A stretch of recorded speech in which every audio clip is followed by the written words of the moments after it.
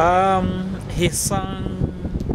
sang with vigor, and I thought it was good for him to start on that tone so that he exudes confidence for himself and for the for the audience. That's one. Two, he spoke in some instances with conviction. All that I'm asking for is to go beyond the rhetoric. When he spoke about education, bringing back the inspectors, the comportment, the conduct, and the attire or the dress code of the teachers, I thought he spoke really to the issues that undermine education. There are many things that you can talk about as you please, but as long as you don't get education right, forget it. You can have all the resources under the sun, but you don't have education right. And for today, I thought he really addressed what matters most. Is he going to succeed in this regard? He would need more political will. And that may include really parting ways with SATU if needs be.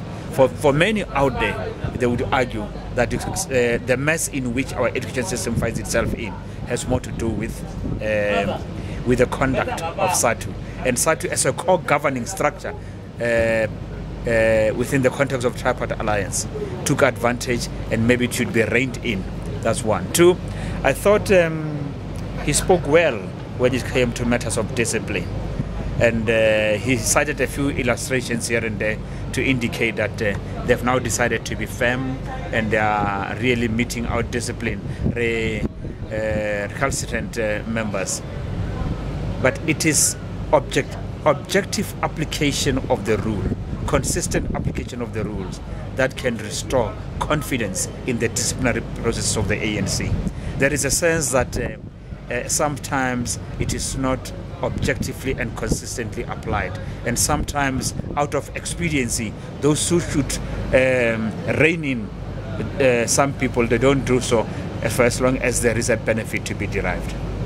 He also spoke firmly against the use of money, right, the buying of votes. And what I found even very interesting, given where I was seated among the audience, was that a few people said, but there are people sitting with you up there in front who are responsible for buying us with money.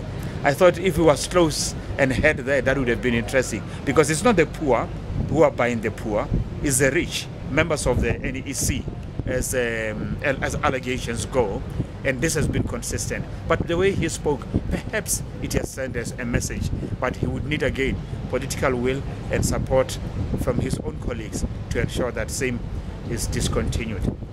Then the Youth League, I thought he also came on very strongly to say their conduct militates, not only the Youth League, even other leagues as well, that their conduct tend to impact on the good name of the ANC.